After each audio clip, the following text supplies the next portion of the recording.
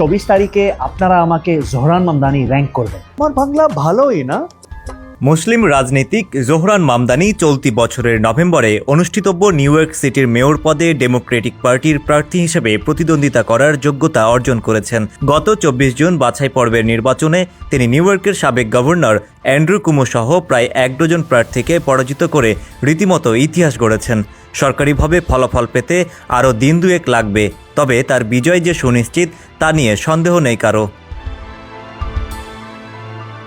এদিকে মামদানির এই প্রত্যাশিত জয়ের পেছনে বড় রাজনৈতিক বার্তা দেখছেন বিশ্লেষকেরা। 2024 সালের প্রেসিডেন্ট ও কংগ্রেস নির্বাচনে হেরে যাওয়া ডেমোক্রেটিক পার্টির জন্য এটি একটি গুরুত্বপূর্ণ শিক্ষা বলে মনে করছেন তারা। 24 জুন নিউ ইয়র্ক সিটির ডেমোক্রেটিক মেয়র প্রার্থী নির্বাচনে র্যাঙ্কড চয়েস ভোটিংয়ের প্রথম রাউন্ডেই জোহরান মামদানি 43.5% ভোট পেয়ে এগিয়ে যান।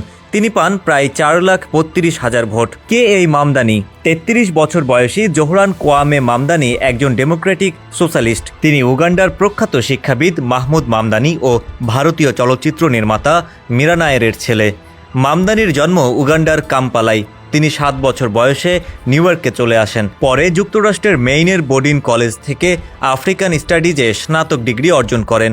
রাজনীতিতে আসার আগে তিনি কম আয়ের পরিবারের বাসাবাড়ি হারানো ঠেকাতে হাউজিং কাউন্সিলর হিসেবে কাজ করতেন। 2020 সালে নিউ ইয়র্ক স্টেট অ্যাসেম্বলির 36 নম্বর আসন থেকে নির্বাচিত হন মামদানি। তিনি কুইন্সের আস্টোরিয়া এলাকা প্রতিনিধিত্ব করেন।